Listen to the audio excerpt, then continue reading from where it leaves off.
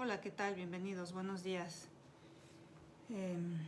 Bienvenidos a Medicina Natura, a la primera plática del año, que como les había prometido va a ser sobre la vitamina B12, un tema muy controvertido dentro del grupo de los veganos y de personas que tienen una alimentación vegetariana. Deseo que todos tengan un muy buen año. Vamos a reiniciar el curso de veganismo después de una pausa importante que se hizo tanto a final de año como a principios de este año. Bienvenidos todos el día de hoy y muchas gracias por estar en vivo. Voy a empezar por platicarles cuál es mi preparación científica. Habitualmente les cuento cuando doy las pláticas que soy médico, que soy ginecobstetra, que soy consultora de lactancia. Pero hoy les voy a platicar un poco más sobre mi carrera científica. Además de médico, ginecobstetra y consultora de lactancia, he tenido también durante toda mi trayectoria una formación científica. Cuando estudié la preparatoria en un área científica que tenía un enfoque muy molecular y muy celular en la formación de los estudiantes. Incluso en alguna ocasión ganamos un premio en ciencias a nivel nacional. Posteriormente, cuando estudié la carrera de medicina, me formé en unos grupos que se llaman grupos de excelencia educativa en la UNAM, y en estos grupos favorecían que todos participáramos en proyectos de investigación. A mí siempre me gustó mucho el área de las ciencias, así es que durante los 2 primeros años de la formación en estos grupos uno estaba obligado de participar en un área de investigación, con un grupo de expertos en investigación. Pero a mí me gustó tanto que yo me quedé trabajando en esta área durante todos los 4 años que duró mi formación básica como médico. Trabajé en un departamento de bioquímica y tuve la oportunidad de ir desde aquel entonces a congresos internacionales, a presentar los trabajos que hacía. Tuve la oportunidad de trabajar junto con la doctora Marta Piña, o bajo la asesoría y tutoría de la doctora Marta Piña y del doctor Enrique Piña Garza. Realmente fabulosos ellos, les agradezco mucho todo lo que hicieron por mí. Y bueno, yo me enamoré, además de que siempre me había gustado, me enamoré todavía más del área científica de la medicina. Así es que desde que me formé como médico cirujano, quise hacer más en el área científica. Siempre supe que no solamente iba a ser una especialidad, sino que además quería tener una carrera científica. Así es que cuando acabé la especialidad, me inscribí a una maestría en ciencias biológicas. Esta maestría en ciencias biológicas era impartida por la Facultad de Ciencias de la UNAM. Es decir, no estudié en la Facultad de Medicina la maestría, sino en la Facultad de Ciencias. ¿Y qué diferencia tiene esto? Bueno, para mí fue una diferencia muy importante, porque si uno estudia en una maestría en ciencias médicas, pues el enfoque de esa maestría va a ser hacia el área de medicina, y además tus proyectos también, y con quienes vas a estar trabajando pues son básicamente médicos. Sin embargo, el haber tenido la oportunidad de estudiar una maestría impartida por la Facultad de Ciencias me permitió haber trabajado con biólogos, con bioquímicos, con químicos y con otros profesionales que están relacionados con el área de la salud, pero no son forzosamente médicos. Y entonces pude adquirir la experiencia desde muchos puntos de vista en el área científico enfocado a la medicina. Yo desarrollé un proyecto durante la maestría en el Departamento de Bioquímica del Instituto de Ciencias Médicas y Nutrición Salvador Subirán, y este proyecto se hacía en conjunto con el Instituto Nacional de Perinatología y estaba enfocado en preeclampsia, pero trabajábamos a nivel celular y molecular, es decir, lo que investigábamos era la función de las células y la respuesta de las células a ciertos estímulos, pero siempre el enfoque fue en biología celular y molecular. Bueno, y les platico esto, por supuesto, para que me conozcan un poco más, pero la intención de que me conozcan, esto es algo que platico yo muy poco, o sea, no le ando diciendo a todo el mundo exactamente cómo es mi formación científica. Sin embargo, hoy sí es importante que yo les platique. Se los platico porque quiero que sepan que cuando vamos a hablar de vitamina B12, mi enfoque es completamente científico y además todo lo que les voy a platicar es información que he estado investigando durante muchísimos años. Nosotros tenemos casi 9 años siendo veganos y este tema de la vitamina B12 probablemente fue uno de los primeros que surgió cuando tomamos la decisión en todos los sentidos de ser veganos.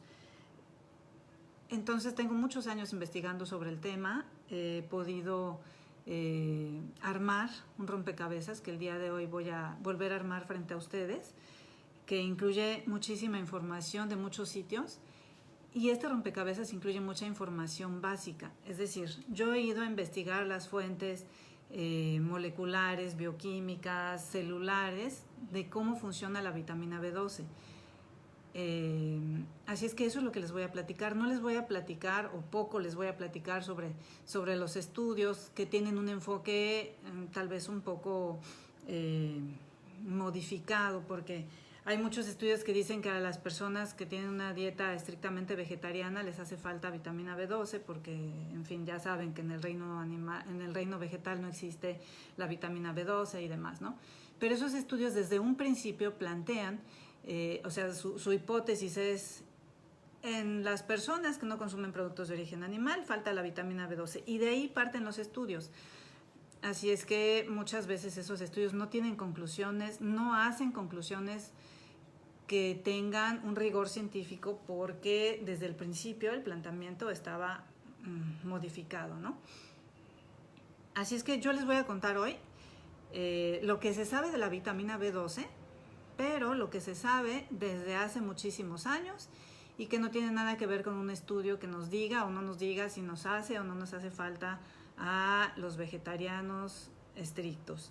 Les voy a contar cómo funciona la vitamina B12 y de acuerdo a esto les voy a dar bases para que cada quien decida si realmente nos hace falta o no. Les complemento además la información diciéndoles que Medicina Natura no tiene ningún conflicto de interés. Medicina Natura no trabaja para ninguna empresa ni ninguna industria. Así es que la información que les voy a dar es una recopilación, como les digo, de muchos años, de muchos libros, de muchos artículos científicos, pero no tiene nada que ver con ninguna empresa, ninguna industria, ni nadie, más que una recopilación de la ciencia pura. Muy bien, quiero dejar a manera de introducción la siguiente frase. La deficiencia de vitamina B12 puede ser un problema grave, pero nunca aislado. Las deficiencias de vitaminas y minerales nunca se presentan de manera aislada. Donde falta una, faltan varias. Y vamos a entender esto más a fondo durante el desarrollo de esta plática. Entonces, empezamos por saber qué son las vitaminas, para tener bien en claro de qué estamos hablando. Bueno, la palabra vitaminas es una palabra muy interesante porque viene de vita, que significa vida, y aminas, que se refiere a que una sustancia tiene un compuesto de nitrógeno, o un núcleo de nitrógeno, o incluye un núcleo de nitrógeno. Sin embargo, no todas las vitaminas descritas tienen un núcleo de nitrógeno, pero esto se quedó así históricamente porque las primeras vitaminas que se describieron sí tenían un grupo de nitrógeno y entonces se les dejó simplemente como vitaminas. Conforme se iban descubriendo más sustancias esenciales para la vida y para la digestión y para las funciones, pues se les seguía poniendo el nombre de vitaminas, aunque estrictamente no todas cumplen con este compuesto de nitrógeno. Pero bueno, llamamos vitaminas entonces ¿a qué? A los nutrientes que el cuerpo necesita en muy pequeñas cantidades para funcionar y mantenerse sano. Es decir, las vitaminas son unos nutrientes que necesitamos en cantidades mínimas, pero son indispensables para la mayoría de las funciones. Ahora, las vitaminas las clasificamos de acuerdo a que a varios puntos. Uno de ellos es si el cuerpo es capaz de producir las vitaminas, algunas vitaminas o no. Y entonces algunas vitaminas serían como esenciales porque no las podemos producir. Así es que necesitamos introducirlas a través de la alimentación, y otras vitaminas no. Y otras son otras implican funciones muy complejas, ¿no? Como por ejemplo la vitamina D. La vitamina D sí la producimos, pero en realidad producimos un precursor, y ese precursor se convierte en vitamina D cuando nos exponemos al sol.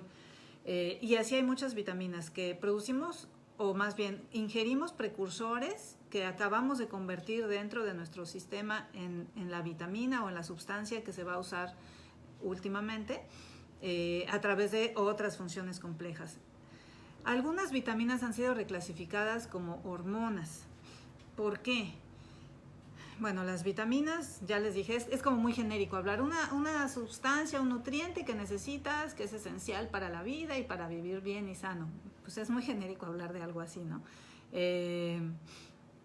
Entonces, algunas vitaminas se han reclasificado como hormonas porque se ha visto que tienen muchas interacciones a muchos niveles y que pueden enviar señales de cómo funciona esto y retroalimentar, es decir, decirle a cierto sistema, necesito más de esto, necesito más de aquello. Las hormonas son como los mensajeros.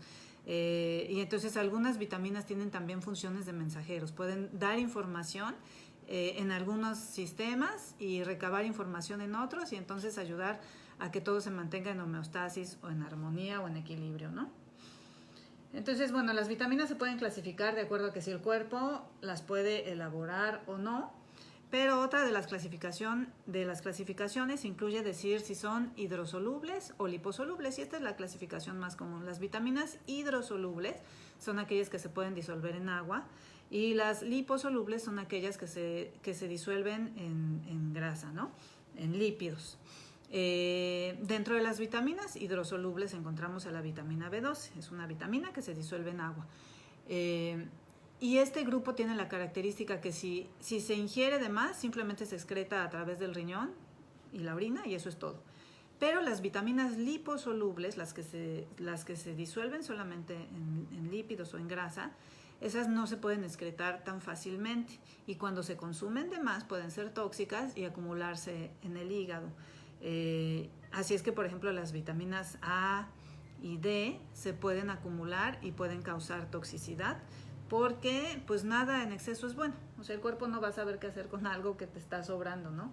Y es lo mismo, aunque sea la sustancia más necesaria como una vitamina, en exceso puede hacer daño. Y de hecho está súper bien descrita el efecto teratogénico, es decir, el efecto que puede causar, incluso provocando malformaciones, el exceso de vitamina A, ¿no? Entonces, para que no nos confiamos de que si son vitaminas, entonces puedes hacer lo que quieras, ingerir lo que quieras y son inocuas. No son inocuas. Todo en exceso o todo en malas proporciones y mal consumido puede ser malo.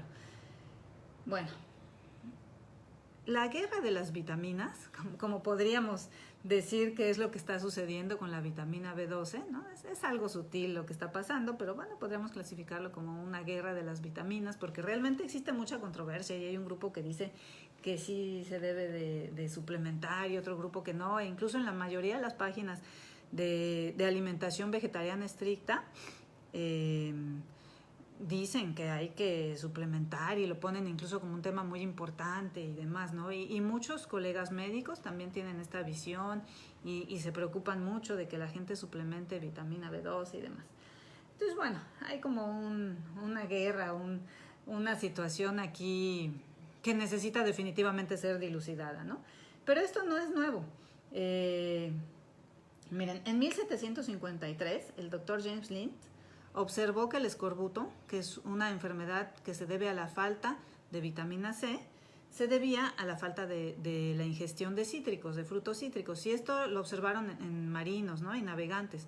Entonces los navegantes pues subían a navegar, valga la redundancia, durante muchos meses o incluso años, y pues muchas veces no tenían, durante muchas semanas o meses no tenían acceso a frutos frescos. Y entonces, al no tener acceso a frutos frescos, acababan perdiendo sus reservas de vitamina C, que no son tantas porque recordemos la vitamina C es hidrosoluble. Y entonces les daba una enfermedad llamada escorbuto. Bueno, y entonces este científico y doctor James Lind dijo que esto se debía simplemente a falta de frutas frescas y a la falta de una sustancia que estaba incluida en ello, ¿no? Que es la vitamina C. Pero a pesar de que él demostró que se podía curar este problema simplemente incluyendo frutos frescos en la alimentación y tratando de ver la manera de que estuvieran incluidos durante el mayor tiempo posible, pues muchos no le hicieron caso y siguieron diciendo que la vitamina C no era el motivo de la enfermedad y siguieron tratando la enfermedad con ejercicio y otras maneras, menos darles alimentos frescos, e incluso hasta principios del siglo XX seguían pensando que el escorbuto era causado por la alimentación con comida enlatada, pero nunca pensaban que no era la comida enlatada, sino que faltaba algo fresco, ¿no? Y por otro lado tenemos también todas las observaciones de otra enfermedad que se llama beriberi, que es por deficiencia de vitamina B, y entonces de vitamina B6, y entonces esto ya se observó muchísimo durante muchos años, que personas o animales de cría que eran alimentados con arroz blanco, el arroz blanco pues pierde todos los nutrientes y entonces es básicamente una harina, por eso no se recomienda consumirlo, se recomienda consumir arroz integral. Entonces las personas que consumían solamente arroz blanco o incluso los animales de granja que eran alimentados con arroz blanco desarrollaban una enfermedad que se llama beriberi. Y ya se había propuesto que esta enfermedad era por falta de una sustancia, una vitamina, en fin, pero a pesar de que había grupos que tenían toda la evidencia de que así era, no les hacían caso y seguían tratando de muchas otras maneras y poniendo muchas otras hipótesis a estas enfermedades. Entonces siempre ha habido como controversias, falta de creencia en lo que realmente puede y no puede provocar una vitamina. Y por otro lado, estamos como muy enfocados en una vitamina, ¿no? En este caso en la vitamina B12. En el caso del escorbuto, la vitamina C, y el beriberi, la vitamina B6. Y entonces, ¿qué sucede? Nos enfocamos en una sustancia, pero como les dije al principio, cuando falta una, faltan varias. Entonces, tampoco es tan sencillo resolver este problema de decir, bueno, falta esta, bueno, falta principalmente esta, pero en realidad faltan muchas cosas más. Hablando ya específicamente de la vitamina B12, la vitamina B12 en realidad es un nombre que se refiere a muchas biomoléculas, es decir, muchas sustancias diferentes. Unas de ellas son activas en nuestro cuerpo y otras de ellas pueden ingerirse como formas no activas de vitamina B12 y nosotros las convertimos en formas sí activas. Las formas activas son la metilcobalamina, que se encuentra en el plasma, y la 5-deoxiadenosilcobalamina, que esta actúa a nivel mitocondrial. Entonces, ahorita vamos a hablar un poquito más de qué es esto de actuar en el plasma y a nivel mitocondrial. Muy bien. La vitamina B12, en su forma más clásica, es la cianocobalamina. La cianocobalamina tiene un radical ciano que está relacionado con, efectivamente, como el nombre les parece, con el cianuro. Este radical ciano, digamos que es primo del cianuro, y el radical ciano está presente en todas las semillas oleaginosas. Y esto es algo importante que se debe consumir. ¿Cuáles son las semillas oleaginosas? El ajonjolí, la linaza, las nueces, las almendras. Entonces, este radical ciano es indispensable que esté presente en la alimentación para que se pueda producir esta vitamina B12 o esta cianocobalamina. Después tiene un núcleo de cobalto. Este núcleo de cobalto es el que caracteriza a la cianocobalamina. Y después tiene un grupo amina. El grupo amina es un radical que está presente en todos los alimentos que contengan aminoácidos, polipéptidos o proteínas. Es decir, está relacionado con las proteínas. Es del mismo grupo. Los niveles normales descritos de vitamina B12 o cianocobalamina son entre 160 a 950 picogramos por mililitro. Picogramos, recordemos que es un número demasiado pequeño, ¿sí? O sea, picogramos estamos hablando de muchos ceros antes del número, ¿no? Entonces, ¿y por qué hago esta referencia de aclarar que picogramos es una cantidad mínima?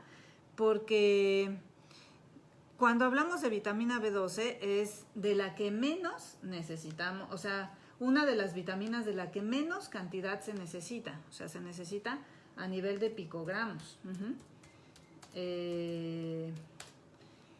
Y entonces esto también ha creado mucha confusión y mucha controversia, porque si es algo que se puede detectar con dificultad porque está a niveles muy bajos, entonces pues vamos a estar infra o sobre evaluando sus cantidades, sus funciones y demás, ¿no? Muy bien. Entonces, si estamos hablando de picogramos, y esto significa 10 a la menos 12, es decir, infinitamente, o bueno, no infinitamente, pero bastante pequeño, pues va a ser difícil de detectar en plasma. El plasma, recordemos, cuando hablamos de detectar en plasma, es una muestra de sangre, ¿no? Si yo tomo una muestra de sangre y quiero detectar los niveles de cianocobalamina, tengo que utilizar un equipo muy sensible para que me pueda detectar cantidades tan pequeñas como picogramos. Segundo, cuando yo tomo una muestra en sangre, lo que estoy detectando es lo que está circulando, pero la vitamina B12 no tiene funciones importantes en la circulación, tiene funciones importantes a nivel de la mitocondria, que es el organelo intracelular que se encarga de fabricar la energía, ¿no? Es la encargada de fabricar la energía en la célula, es la mitocondria. Y entonces la vitamina B12 se encuentra dentro de la mitocondria en muchos casos, que es donde tiene funciones importantes. Así es que niveles en plasma no me van a reflejar obligatoriamente lo que está sucediendo en las mitocondrias, por supuesto que no. Ni tampoco me van a reflejar lo que está sucediendo en las células. Así es que a nivel plasmático se detecta en cantidades tan pequeñas como máximos 950 picogramos por mililitro, pero esto es muy poquito y no obligatoriamente refleja lo que está sucediendo en las células y mucho menos lo que está sucediendo en las mitocondrias. Muy bien. Ahora, ¿cómo se obtiene? ¿Dónde se produce? Bueno, vamos a hablar primero de cómo funciona en nuestro cuerpo, antes de pasar a cómo se produce. ¿Cómo funciona en nuestro cuerpo? Bueno, la vitamina B12 se produce y se absorbe a nivel del ilion, del intestino, de una parte del intestino delgado. Entonces, es en el intestino delgado donde las bacterias, de las cuales vamos a hablar en un momento, producen la vitamina B12 siempre y cuando tengan un radical ciano y tengan cobalto, ¿no? Entonces, si tenemos lo necesario, nuestras bacterias a nivel del ilion van a poder fabricar la vitamina B12 y para que la vitamina B12 se absorba tiene que llevar un transportador, ¿no? Tiene que ir acarreada por algo que se llama factor intrínseco. Entonces, imaginémonos que la vitamina B12 fuera alguien que necesita entrar, pero no puede entrar si va caminando, es decir, por sí misma no puede entrar. Tiene que subirse obligatoriamente en un cochecito para que la célula ahora sí la pueda meter. Entonces, este cochecito se llama factor intrínseco. El factor intrínseco permite que la vitamina B12 que se produce a nivel del intestino se meta a las células. ¿Y cuáles son sus principales funciones en el sistema? Bueno, como ya dijimos, pues tiene funciones a nivel mitocondrial. Participa importantemente en la síntesis de hemoglobina. La hemoglobina es la sustancia que transporta el oxígeno y que está presente en los glóbulos rojos. Por eso, cuando alguien tiene la hipótesis de que le falta vitamina B12, uno de los primeros problemas que vemos es baja de glóbulos rojos y eso se llama anemia. Entonces las personas pueden pensar que si tienen anemia podría estar faltando vitamina B12 porque no están produciendo suficiente hemoglobina. Pero no es tan sencillo porque cuando hay anemia puede ser también, bueno, por pérdida de sangre, efectivamente por falta de vitaminas del complejo B, pero también por falta de hierro o de ácido fólico. Es decir, como les dije, es una interacción del todo, no es nada más una sustancia a la que podría estar faltando. La vitamina B12 también tiene una función muy importante en la síntesis de mielina.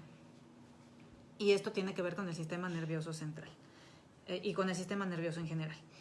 Entonces, la mielina, voy a explicar que los nervios pues serían como un cable, ¿no? Es exactamente igual que un cable, es un conductor, un nervio es un conductor. Pero, ¿qué sucede si yo tuviera cables que no están cubiertos, no están recubiertos? Pues además de que la transmisión de la señal sería ineficiente y pobre, se perdería y se transmitiría de manera no correcta, ¿no? Entonces, los nervios, que son como cables, tienen que estar recubiertos de una sustancia que sería exactamente lo que cubre un cable, y esa sustancia se llama mielina.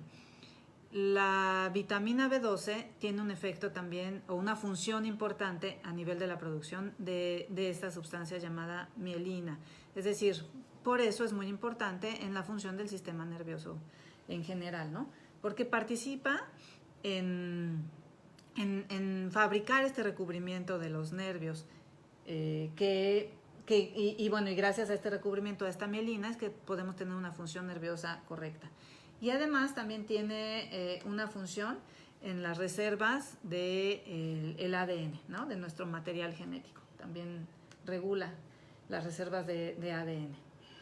Muy bien, entonces ya vimos que tiene 3 principales funciones descritas clásicamente, pero en realidad las vitaminas no han sido estudiadas por completo. Así es que, aunque se han descrito estas 3 funciones como principales, en realidad seguramente tiene muchas más a otros niveles, porque recordemos que son interacciones de lo que estamos hablando. Entonces es muy difícil decir, hasta aquí exactamente llega la función de la vitamina B12 y aquí empieza la de la B6 y así, ¿no? No, tenemos que hablar siempre de interacciones. Entonces, ¿qué tanto puede estar interactuando, actuando, contribuyendo a muchos niveles? Muchísimo. Al igual que todas las demás vitaminas y al igual que todas las demás minerales y al igual que todas las demás sustancias que están en nuestro cuerpo. Entonces, estamos hablando de un ente vivo que se rige por interacciones, no por funciones específicas. Hoy estoy describiendo la vitamina B12 como si fuera algo único, pero no perdamos de vista el panorama, que es una interacción, un total. Muy bien, regresando entonces a la vitamina B12, hay algo muy importante de lo que poco se habla, y esto muy importante es la circulación enterohepática. Ahorita les voy a explicar qué significa. La circulación enterohepática es algo que se ha descrito desde hace muchísimas decenas y cientos de años, y la vitamina B12 tiene mucho que ver con ella, y entonces es algo de lo que se sabe muy bien, pero poco se dice, ¿no? Cuando se quiere relacionar con la vitamina B12. Si lo buscamos, sí está descrito, pero generalmente lo primero si nosotros ponemos a buscar vitamina B12, alimentación vegetariana, te va a aparecer todo lo que necesitas y todo lo que te está haciendo falta, y rara vez te va a aparecer por qué no la necesitas y cómo es la circulación enterohepática en cuanto a la vitamina B12. Entonces, para explicarlo de manera sencilla,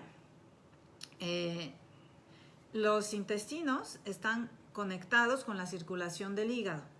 Entonces, cuando algo que comemos se absorbe, se digiere, se procesa y después de eso se absorbe a través de las células que permiten la absorción en el intestino, y estas células que absorben del intestino hacia el otro lado están conectadas directamente con la circulación, es decir, con venas y arterias, ¿no? Así que pasan lo que absorbieron a las venas y las arterias, pero esas venas y esas arterias van principalmente primero hacia el hígado. Entonces, por eso cuando alguien consume una medicina, el hígado, que es como una fábrica de desintoxicación, sería como la fábrica de reciclado y selección de lo que sirve y lo que no sirve.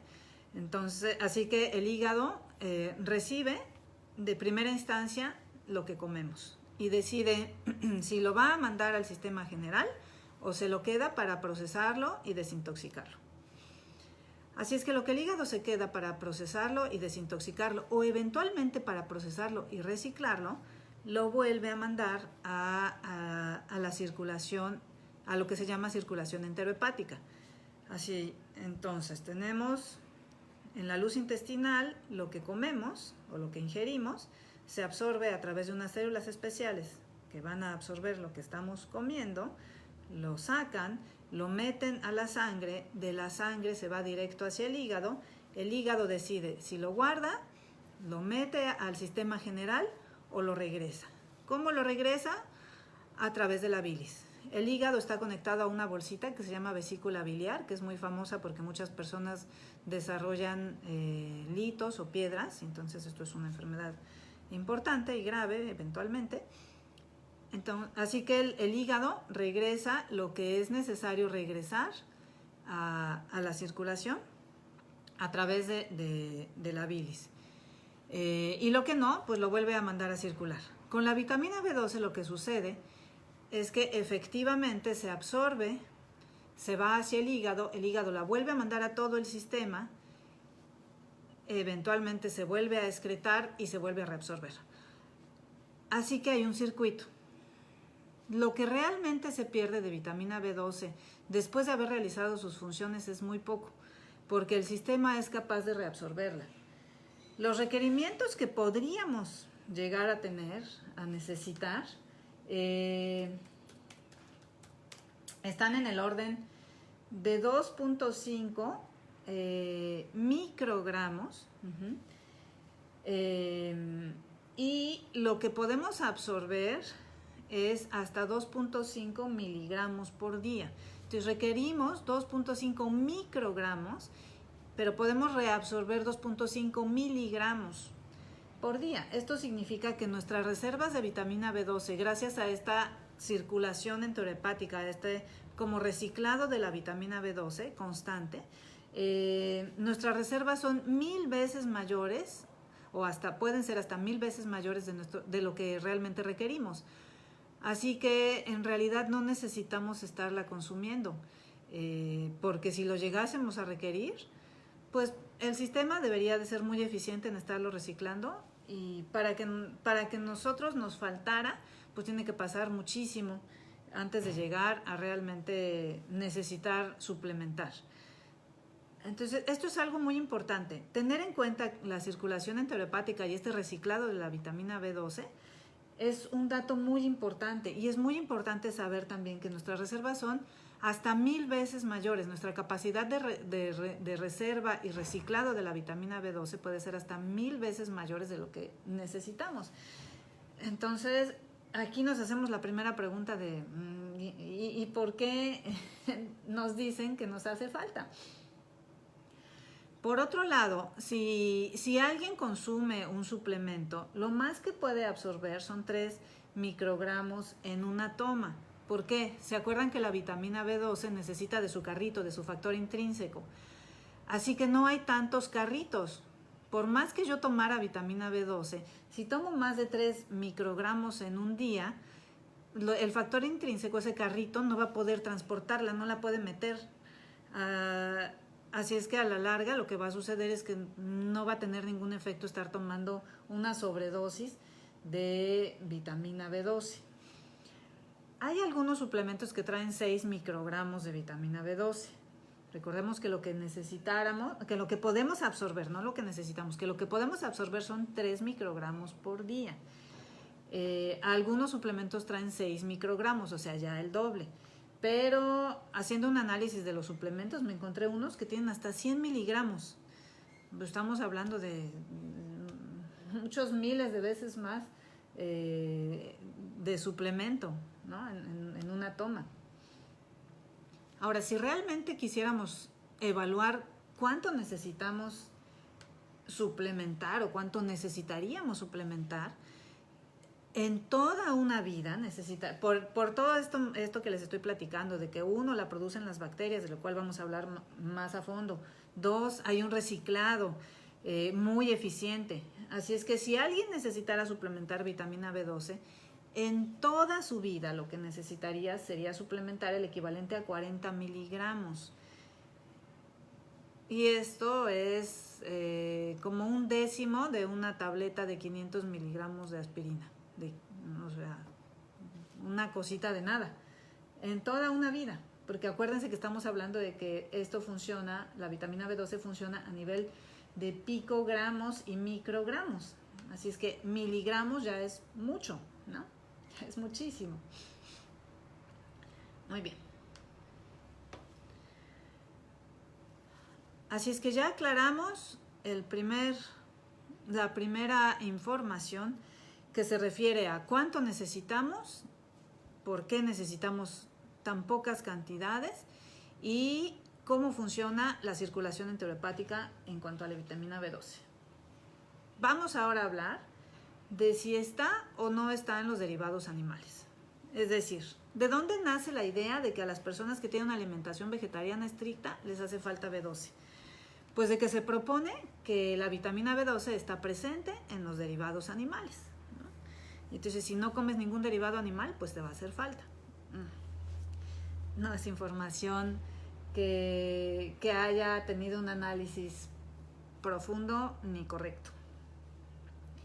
Les acabo de platicar dónde se produce, dónde se almacena, ¿no? Eventualmente se almacena ¿dónde? Pues en el hígado, dónde se produce en el intestino.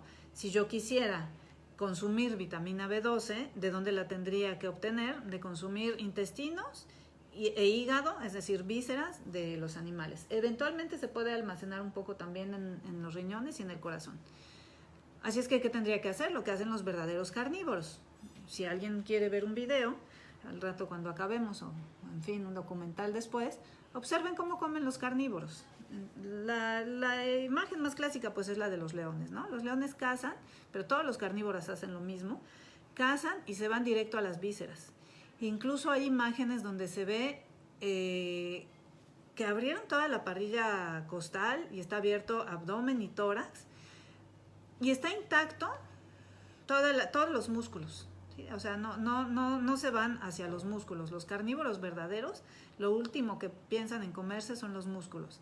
Se van hacia las vísceras. Entonces abren la caja torácica y se van hacia vísceras, intestinos, hígado, es lo primero que se comen.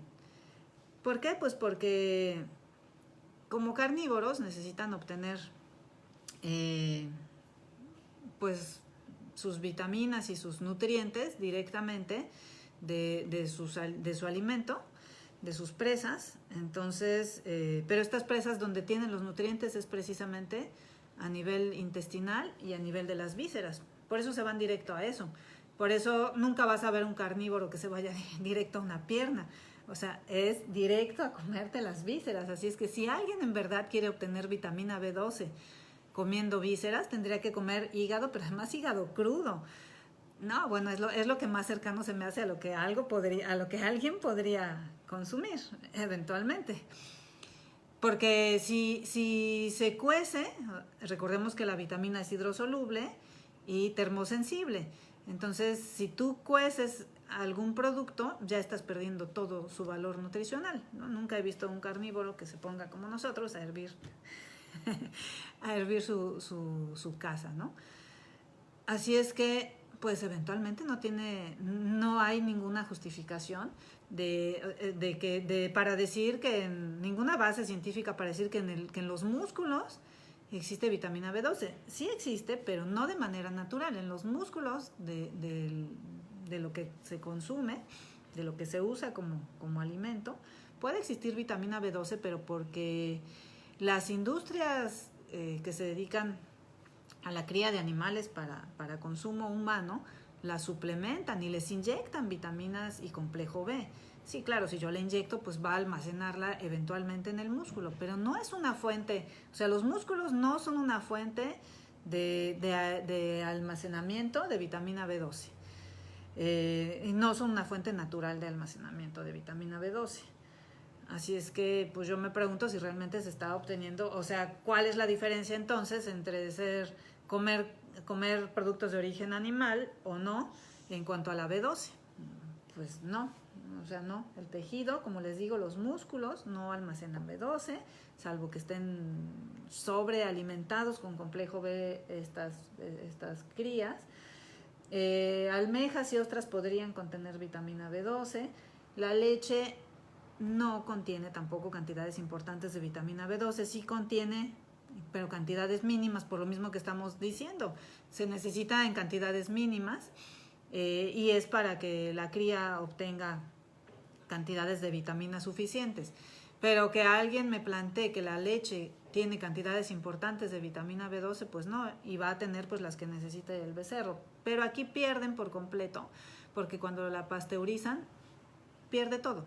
Por eso muchos productos de origen animal tienen que estar suplementados. La leche y los derivados lácteos siempre dicen suplementado con esto, aquello y no sé qué, ¿no? Así que no se obtienen cantidades, no se obtiene realmente, ¿no? O sea, no se obtiene realmente vitamina B12 de una alimentación que incluye productos de origen animal. Y en este punto nos preguntamos, entonces, ¿de dónde nace el mito? Porque si no se obtiene de los productos de origen animal y se plantea que las personas que tienen una alimentación completamente vegetariana les falta, entonces, ¿de qué estamos hablando? Vamos a pasar, les voy a explicar cómo se produce la vitamina B12. ¿De dónde viene realmente? Y vamos a terminar de entender vamos a terminar de armar todo este rompecabezas que hasta ahorita va bastante complejo, ¿no? Llevamos varias piezas, pero sé que resulta bastante complejo. La vitamina B12 es producida por bacterias fermentativas. Un ejemplo de bacterias fermentativas son los famosos lactobacilos. Las bacterias fermentativas son las que sí son capaces de producir la cianocobalamina. Como les dije, siempre y cuando estén en un entorno sano, ¿no? Las bacterias fermentativas están presentes de manera universal. O sea, en todos lados hay bacterias y en todos lados hay bacterias fermentativas. ¿Qué necesita un ser humano para tener bacterias fermentativas? Necesita una alimentación que favorezca que su microbiota, recuerden que la microbiota son las bacterias con las que vivimos y que las bacterias con las que vivimos son en número, superan en número a la cantidad de células que tenemos y que son muy importantes. La microbiota es un tema muy importante en la actualidad, es esencial tener una microbiota sana para poder estar sano. Alguien que tiene una microbiota sana, por definición, tiene enfermedades. Así es que las personas necesitan tener una microbiota sana y en el intestino tener principalmente una microbiota fermentativa. Y son estas bacterias simbióticas. Simbióticas significa que actúan en pro de nosotros y nosotros actuamos en pro de ellas. Es decir, somos amigos. Son estas bacterias simbióticas fermentativas las que deben vivir en nuestro intestino y las que producen y nos ayudan a producir vitamina B12. ¿Es lo único que producen las bacterias simbióticas fermentativas? No. Las bacterias simbióticas fermentativas producen muchísimos nutrientes, muchísimas sustancias y además son responsables de una buena digestión. En fin, son en verdad nuestras amigas en muchos sentidos. Pero ahorita estamos hablando de la vitamina B12. Así que si las personas mantienen una flora o una microbiota sana, fermentativa a nivel intestinal, no deberían, y además consumen semillas oleaginosas, no deberían de tener deficiencia de vitamina B12. Porque lo que hacen las bacterias es suficiente y siempre lo ha sido. Es decir, investiguemos en la historia cuántos científicos cuántos científicos han tenido una alimentación vegetariana estricta. Son muchos los científicos y polímatas que han tenido alimentaciones vegetarianas. Y estoy hablando en verdad de la historia, ¿no? O sea, de Platón, Hipócrates, en fin. Si en verdad hubieran tenido deficiencias, bueno, pues no hubieran sido lo que se describe que son. Entonces, son las bacterias simbióticas fermentativas las que nos ayudan a producir la vitamina B12 con una alimentación adecuada. Y estas bacterias viven en nuestro intestino siempre y cuando nosotros tengamos un estilo de vida que favorece que vivan. ¿Cómo podemos matar estas bacterias simbióticas fermentativas? Teniendo una alimentación que favorece la putrefacción en lugar de la fermentación. ¿Qué seres tienen una alimentación con tendencia putrefactiva en lugar de fermentativa? Los carnívoros. Los carnívoros, como lo platicamos alguna vez, tienen una digestión putrefactiva, porque cuando consumes un tejido, el tejido tiende a pudrirse mucho más fácilmente. Así es que las bacterias que tienen en sus intestinos los carnívoros son bacterias que favorecen la putrefacción. Y estas bacterias no fabrican vitamina B12. Por eso los carnívoros se van primero a las vísceras, porque ellos sí la necesitan en verdad. Para quien tiene una microbiota fermentativa, tiene que confiar en que si su microbiota es fermentativa y está sana, pues va a fabricar lo que necesite de vitamina B12. Así que nosotros dañamos, o las personas pueden dañar su microbiota fermentativa consumiendo productos de origen animal, porque la microbiota se va a adaptar. ¿Sí? Las bacterias van a decir, ¿qué me están dando de comer? Me están dando de comer todo esto que yo puedo fermentar. Pues perfecto, entonces vamos a convertirnos en bacterias fermentativas. Así funcionan las bacterias, realmente se convierten, o sea, una población de bacterias se convierte realmente en lo que hace falta. Si mi alimentación es profermentativa, mis bacterias van a decir, necesitamos fermentación, vamos a hacerlo. Pero si mi alimentación es pro-putrefactiva, las bacterias van a decir, me están mandando muchos productos que se necesita digerir a través de la putrefacción y se van a convertir en poblaciones de bacterias putrefactivas. Así que la digestión de alguien que consume productos de origen animal y de alguien que no consume productos de origen animal es muy diferente. ¿Por qué? Porque su microbiota es muy diferente. Y aquí vienen temas también como la contaminación de los alimentos, de las cocinas y todo eso, ¿no?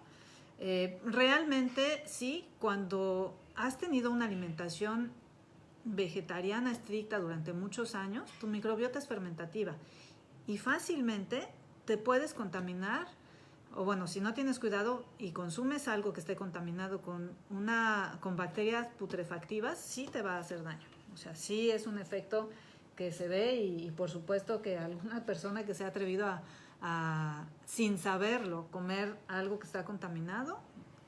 Los invito a todos los que son veganos de varios años contar alguna historia de terror donde se hayan comido algo contaminado, que si era vegetariano estricto. Acuérdense, cuando digo vegano implica muchas cosas, ¿no? O sea, todo un estilo de vida. Por eso hablo de vegetariano estricto. Entonces, los invito a recordar o contar alguna historia de algún consumo que hayan tenido, de algo que sí era vegetariano en sí, pero había sido fabricado en una cocina contaminada y cómo les fue, ¿no? O sea, sí puede haber problemas importantes. Así es que la vitamina B12 se produce a nivel intestinal y por nuestras bacterias, por bacterias sanas. Aquí vamos a entrar en otro tema de controversia, en otro punto de controversia que voy a aclarar y que es muy importante.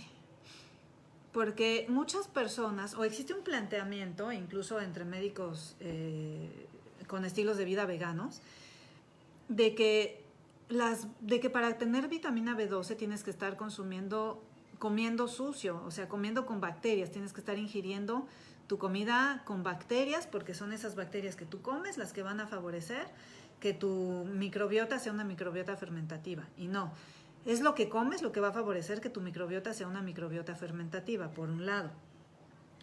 Y por otro lado, no es que comamos alimentos contaminados y con bacterias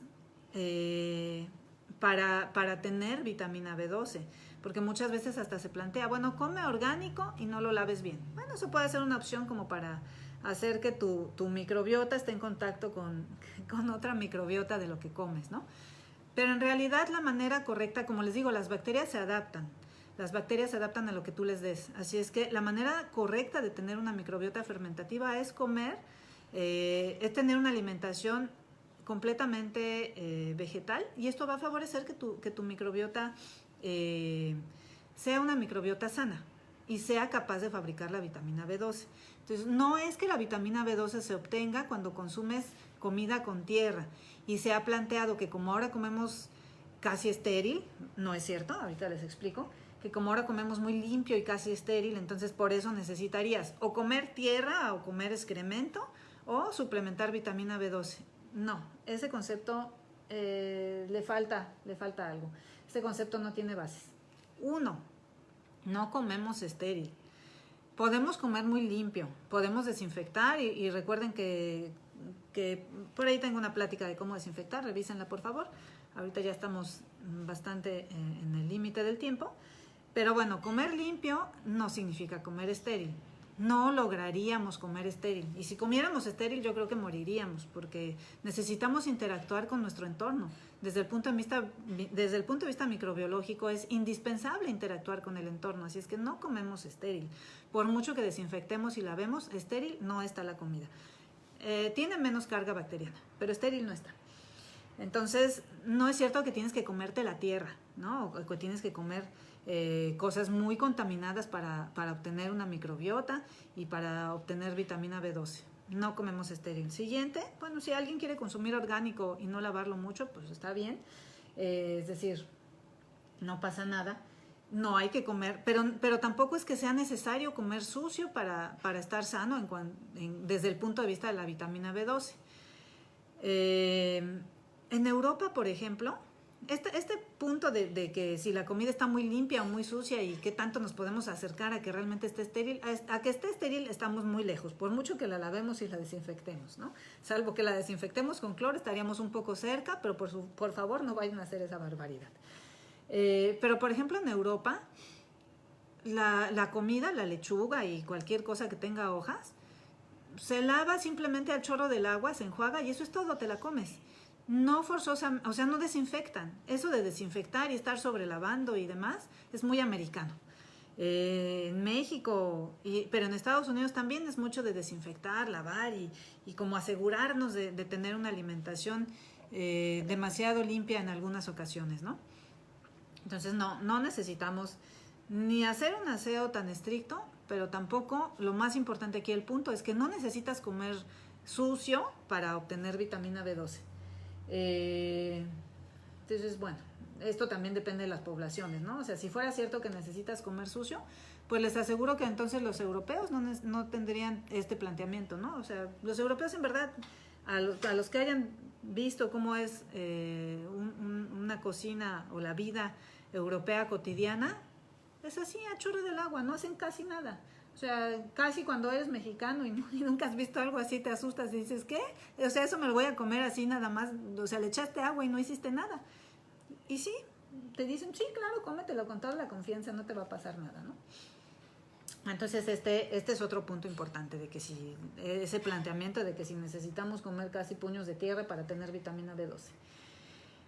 Y la mejor noticia de todas, el día de hoy sí me voy a prolongar un poco, y perdón, pero creo que el tema vale la pena. Es mucha información y les digo que es información de años, así es que vale la pena prolongarnos. La siguiente información es, ¿y realmente existe o no existe la vitamina B12 en el reino vegetal? Pues resulta que sí existe. ¿Por qué se dice que no existe? Lo primero es que, recuerden, cuando hablamos de vitamina B12 estamos hablando de picogramos y a lo mucho miligramos. Es decir, cantidades ahí chiquititas. Así es que cuando hace un poco más de 100 años se empezó a investigar sobre las vitaminas a nivel bioquímico, no se tenían equipos tan sensibles. Por lo tanto, cuando trataban de detectar niveles de vitamina B12, pues no se podía detectar. No había equipos tan especializados ni tan sensibles. Así es que pues, si había tan poquito que no se detectaba, se registró, pues no hay. Pero eso es falso, sí hay. En la actualidad hay algunos científicos, como Dan Ritter, por ejemplo, que tienen equipos ultrasensibles y se han dedicado a investigar o analizar más bien productos vegetales y ver si realmente tienen o no tienen vitamina B12. Y sí, la sorpresa es que donde hay complejo B hay vitamina B12. ¿Por qué el complejo B se llama complejo B? Pues porque es un complejo y porque siempre está junto. Precisamente se describió porque tiene interacciones entre sí, así es que la B1, la B6, la B12, el ácido fólico, todas las vitaminas del complejo B actúan en conjunto, no puede actuar una sin la otra. Por lo tanto, no sería lógico que estuvieran presentes todas menos la vitamina B12. Claro que está presente, así es que la vitamina B12 está presente, recuerden, en cantidades súper pequeñitas, pero siempre que hay complejo B, hay vitamina B12. Si es que, por ejemplo, el arroz integral pues tiene complejo B, tiene vitaminas del complejo B. Esta es la primera conclusión importante. Este científico reportó que la vitamina B12 está presente en plantas silvestres, frutas silvestres y frutas y plantas crecidas en huertos familiares. Es decir, sí puede interferir como el valor nutritivo de un producto, pero eso ya lo sabemos desde siempre, ¿no? Que si es orgánico y es de un huerto, pues va a tener un valor nutritivo mayor. Y además, bueno, él mismo, Dan Ritter, también nos dice que él analizó también los productos de origen animal y resulta que son una fuente muy pobre comparada con una fuente muy pobre de vitamina B12 comparada con la fuente vegetal, pero que además esta fuente se hace todavía más pobre porque estos productos generalmente son sometidos a cocción. Se ha observado, por lo tanto, que las personas que tienen una dieta, una alimentación que sí incluye productos de origen animal, resulta que necesitan más, a la larga van a necesitar más vitamina B12 que los que no. ¿Por qué? Pues uno, porque su microbiota va a ser una microbiota putrefactiva, porque los productos de origen animal, puesto que están cocidos, salvo que estén suplementados, no van a contener vitaminas del complejo B de manera natural. Ok. Y además la digestión de las personas que consumen productos de origen animal tiende a ser una digestión mucho más ácida, necesitan secretar mucho más ácido clorhídrico y eso también pues tiene efecto en todas las vitaminas y todos los nutrientes, ¿no? Ahora existe una plantita maravillosa que es la que nos ha permitido, la que abre la puerta a saber y estar seguros que la vitamina B12 está presente en el reino vegetal, porque alguien me puede decir, bueno, sí, un científico ahí con equipos súper especiales, ¿no? Que logró detectar en varios productos vegetales niveles chiquititos de vitamina B12, pero pues bueno, uno. Pero resulta que no. La lenteja de agua, les invito a buscarla, lenteja de agua, ya publiqué yo ese artículo hace varios meses. Les voy a poner la referencia en los comentarios. La lenteja de agua es una plantita que crece en las superficies de los estanques, que tiene una sola raicita y contiene vitamina B12 en su tejido. Es decir, en algún momento se planteó que tenía mucha vitamina B12 porque tenía muchas bacterias, porque crecían junto a ella muchas bacterias y que eran las bacterias que estaban encima las que fabricaban la vitamina B12. Se ha visto que, por ejemplo, las raíces pueden ser ricas en vitamina B12 por este efecto, ¿no? Pero resulta que no, resulta que esta plantita realmente tiene vitamina B12 adentro, en su tejido. Se ha propuesto que esta planta hizo simbiosis hace millones de años con bacterias que podían, de estas bacterias que producen vitamina B12, y entonces al haberla integrado, esto no es la primera vez que sucede en la historia, las mitocondrias también son una célula que se integró a otra.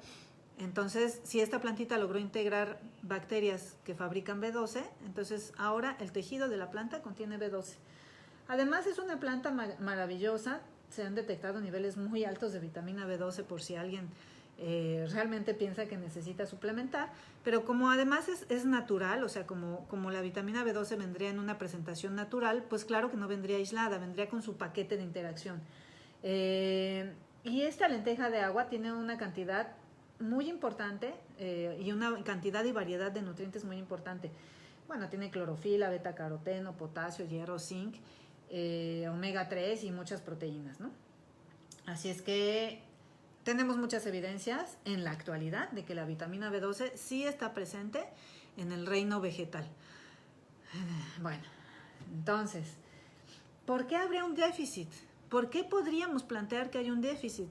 Bueno, lo primero que me pregunto es, ¿a quién se le ocurrió que había un déficit de B12? O sea, ¿por qué nos agarramos de esta idea? ¿Por qué nos sostuvimos en algún momento de esta idea de que falta vitamina B12? Y a partir de ahí condenamos a todos aquellos que hubieran tenido una alimentación estrictamente vegetariana, ¿no? O sea, te falta esto y entonces esto se vuelve un caos, ¿no? Así es que la conclusión es de que, bueno, no se analizó con el equipo que se debe analizar por las cantidades tan pequeñas que contienen los alimentos de vitamina B12. Ya existen libros con información actualizada. Hay un libro del doctor Vetrano que reporta que la vitamina B12 está presente en cualquier alimento que contiene las vitaminas del complejo B, como les dije anteriormente. Ya les platiqué de que el complejo B, que la vitamina B12 está presente también siempre que haya complejo B. Y bueno, algo que sí les digo es que muchos estudios científicos, ¿no? O sea, muchos estudios publicados más bien, muchos estudios publicados en revistas científicas no tienen un rigor científico si los analizamos bien, y muchos que plantean esto de que a los que tienen una alimentación estrictamente vegetariana les falta vitamina B12 y los comparan con poblaciones que sí consumen productos de origen animal, hacen conclusiones en las que ni siquiera, si somos científicamente rigurosos, se puede afirmar que a los vegetarianos les falta vitamina B12, ¿no? Es decir, tenemos que leer muy profundamente y muy concienzudamente estos estudios que plantean que hay falta de vitamina B12 en vegetarianos y que comparan poblaciones. Y también nos tenemos que ir a analizar quién financia estos estudios, ¿no?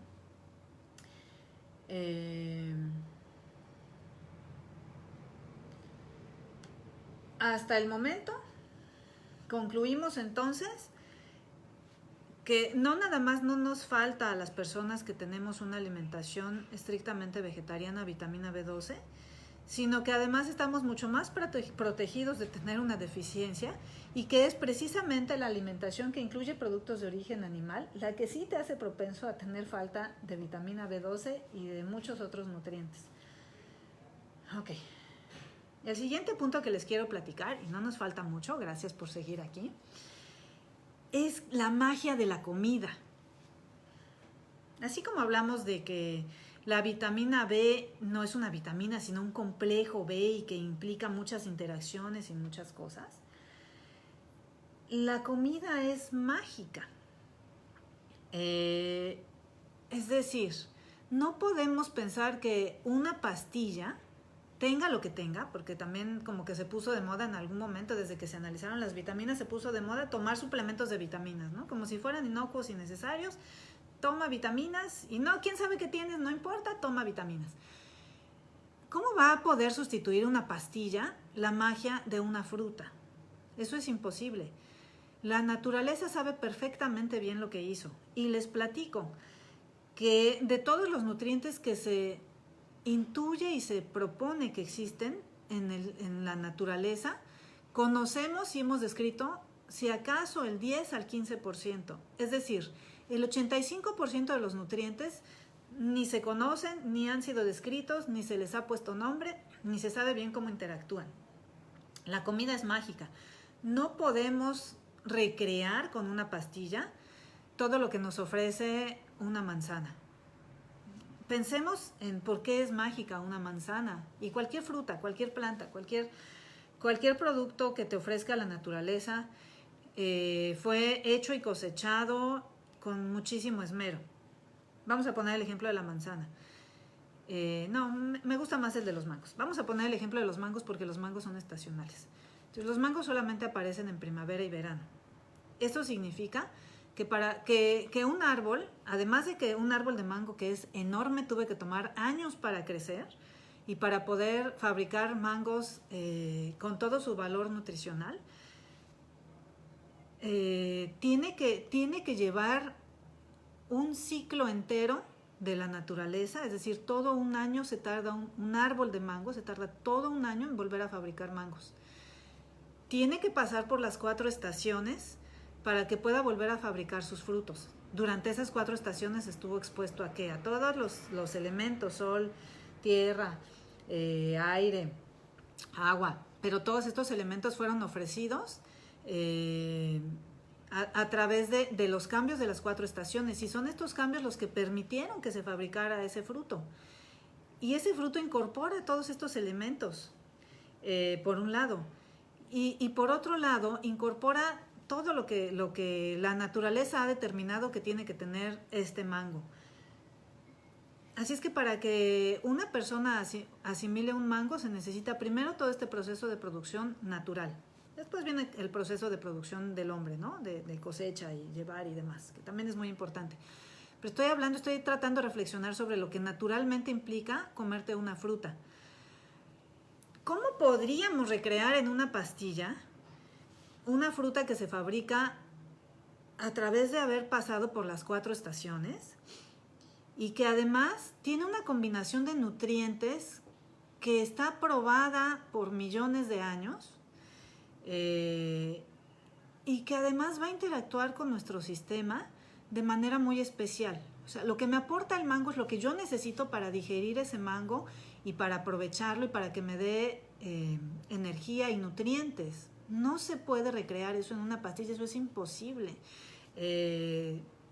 Entonces esto es muy importante de entender, porque la magia de la comida se apoya en miles de interacciones, y estas interacciones son muy complejas, pero además estas interacciones se dan entre docenas de fitoquímicos. Cuando hablo de fitoquímicos son todos estos químicos que vienen del reino vegetal, ¿no? Y es dificilísimo recrear esto. Yo diría que es imposible. Pero además tiene que haber una simbiosis entre las hormonas, las vitaminas y los minerales, nada más. Perdón por la interrupción. En este caso el mango, ¿no? Pero además no solamente comemos mangos, por supuesto. Todo lo que comemos todas las plantas que comemos llevan toda esta interacción y toda esta magia. Esto no se puede sustituir. Considerando que conocemos solamente el 10 o a lo mucho el 15% de lo que hay en nuestra comida, entonces sabemos muy poco. ¿Y por qué nos seguimos encaprichando con la vitamina B12? ¿Y por qué queremos creer que nos hace falta? ¿Y por qué nos angustiamos si tenemos una alimentación estrictamente vegetariana, ¿no? ¿Cómo podríamos adicionar una sola vitamina que además lo más probable es que ni siquiera nos haga bien, porque le estamos adicionando de manera aislada, no está interactuando con nada? Y entonces las probabilidades que tenemos de suplementar algo con el paquete correcto, ¿no? Con esta interacción correcta, son infinitamente bajas, si no es que imposibles. Muy bien. Okay. Las causas descritas de falta de vitaminas, y me voy a dejar de ensañar como se ha hecho con la vitamina B12, de falta de vitaminas, porque como ven ya no puedo en este punto seguir hablando de falta de vitamina B12. Las causas de deficiencias de vitaminas en general son una alteración de nuestra microbiota, para la B12 específicamente, pero también para muchas otras interacciones. ¿Por qué? Pues por antibióticos, ya sea porque las personas consumen antibióticos que tuvieron que prescribirles, pero también de todos los antibióticos que se consumen de manera ciega a través del consumo de productos de origen animal. Entonces, todos los productos de origen animal están llenísimos de antibióticos, y estos son los causantes de tanta resistencia que existe en la actualidad a los antibióticos, y las resistencias bacterianas y todo el caos que existe con los antibióticos. Principalmente se debe al consumo de productos de origen animal por la contaminación que tienen con antibióticos. Entonces, alteración del equilibrio bacteriano por consumo de antibióticos, presencia de bacterias putrefactivas en el intestino en lugar de bacterias fermentativas. Entonces estas bacterias putrefactivas no van a permitir ni que se produzca vitamina B12, ni tampoco que se absorba, ni tampoco que se den muchas otras interacciones en general en las vitaminas. Consumo de alcohol, claro que va a tener efectos muy nocivos a todos los niveles, o también de cualquier sustancia que dañe el hígado. Si nosotros dañamos el hígado, vamos a dañar muchas de nuestras reservas de vitaminas en general. Y también el consumo de medicamentos en general, pues como les dije, se va a procesar en el hígado, y esto va a dañar las reservas y la producción de las vitaminas en general. La exposición a humo, cualquier tipo de humo, la exposición al humo de tabaco también, y la comida sobrecocida van a provocar que recibamos y asimilemos menos vitaminas de las que necesitamos. Por supuesto que el estrés aumenta las necesidades de nutrientes.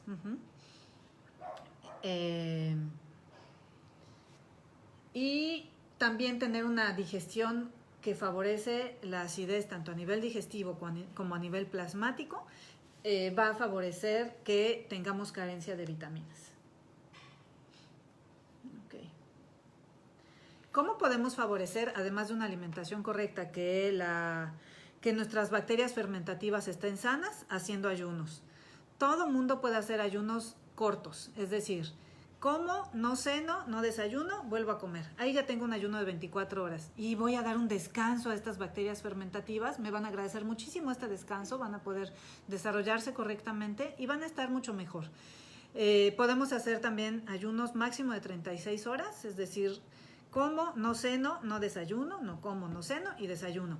Después de 36 horas, un ayuno necesita de preferencia vigilancia, ¿no? O sea, que sí estemos seguros de que está indicado, de que la persona está en condiciones de hacer el ayuno y demás. Pero todo el mundo puede hacer ayunos de 24 a 36 horas. Si no están acostumbrados a hacer ayunos, empiecen por ayunos cortos, ayunos en los que como, no ceno, no desayuno y luego vuelvo a comer. Ese es un ayuno corto. No debería de costar tanto trabajo hacer ayunos cortos. Ok. El último dato es que de la vitamina B12 es que los suplementos para hacer suplementos se ponen a bacterias fermentativas a producir vitamina B12. Entonces, las bacterias son sometidas a fuertes estímulos fermentativos para que fabriquen B12. Y entonces los mismos que fabrican los suplementos nos dan la razón, porque son las bacterias fermentativas a través de las cuales se fabrican los suplementos de vitamina B12. Y si en verdad faltara vitamina B12 o cualquier otra, si en verdad falta es porque estamos comiendo mal, porque estamos haciendo las cosas mal desde la base, no estamos favoreciendo nuestra flora, porque estamos sobrecociendo los alimentos, porque no estamos consumiendo una proporción adecuada de nutrientes, porque tenemos una mala digestión, porque tenemos estreñimiento.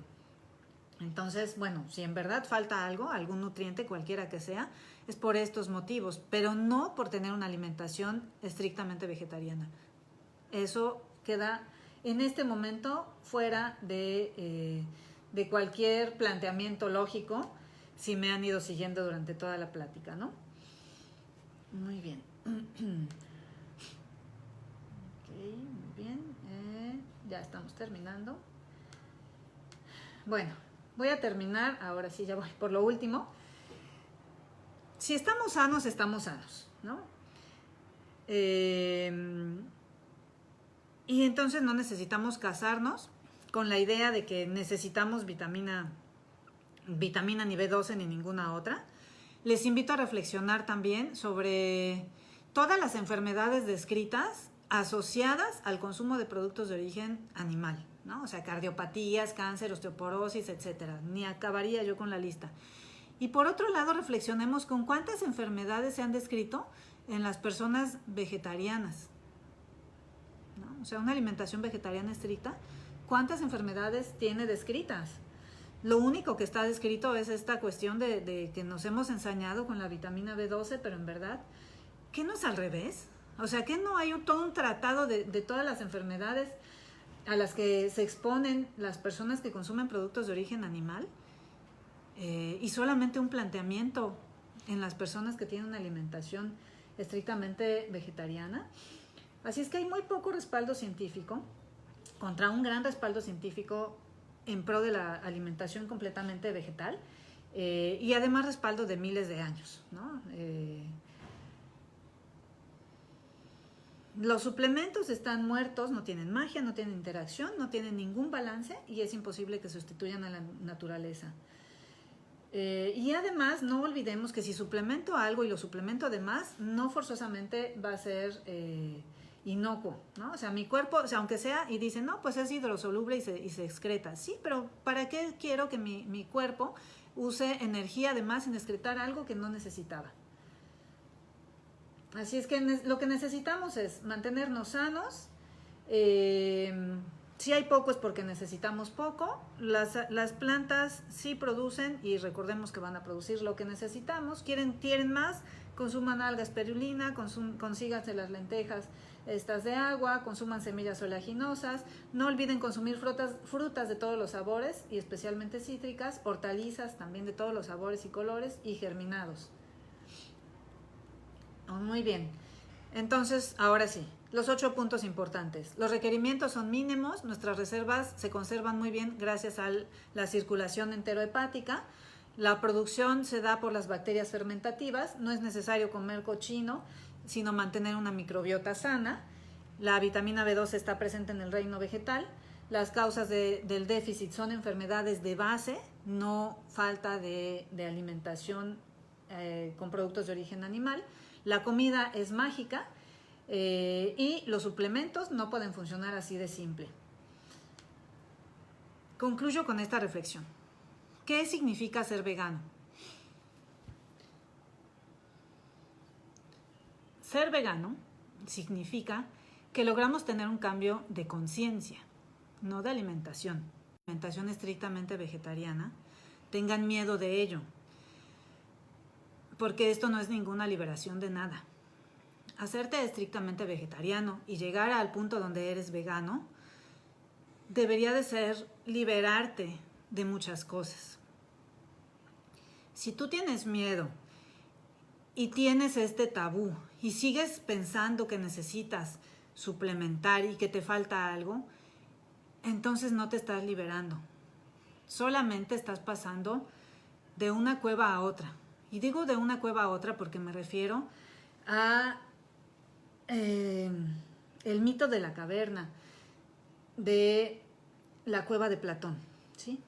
Platón en su libro de la República escribió el mito de la caverna, en el que plantea, léanlo o vean una explicación sobre esta maravilla, en el que plantea cómo alguien se sale de la cueva, aquella cueva donde solamente les proyectaban sombras y todos los que están en la cueva creen que esas sombras son la realidad.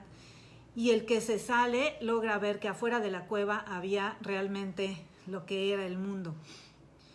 Y cuando vuelve a entrar a la cueva lo agreden y nadie le cree. Pero yo lo que no quiero es que nadie se cambie de una cueva a otra. Si yo me cambio, me salgo de la cueva y logro ver que mi alimentación, y este mensaje es dirigido estrictamente a la gente vegana o que está en transición de hacerse vegana. Si yo me salgo de la cueva y cambio mi alimentación por una alimentación estrictamente vegetariana, y ya estoy viendo lo que hay fuera de la cueva, casarme con la idea y el miedo de que me falta vitamina B12 sería meterme en otra cueva. Y esto es precisamente lo que yo no quiero para nadie. Por eso esta presentación me parece muy importante. Entonces los invito a realmente salirse de la cueva y de todas las cuevas y no volverse a meter. No tengan miedo. No tienen por qué tener miedo de un planteamiento arcaico como este de que hace falta vitamina B12. Tampoco les digo que me crean. Tomen sus decisiones. Por favor, investiguen. Pero sí, no tengan miedo. Muchísimas gracias, en verdad, por haberme acompañado hasta este punto el día de hoy. Sé que nos tardamos más. Creo que es un tema muy importante. Les recuerdo que voy a estar compartiendo videos también en la página de YouTube. Voy a hacer un video más corto sobre la vitamina B12 y lo voy a subir también a YouTube para que sea más fácil de compartir y de volver a analizar. Muchas gracias por su compañía, muchas gracias por seguir al canal de Medicina Natura. Deseo que tengan un excelente día y que su vida está llena de libertad. Gracias.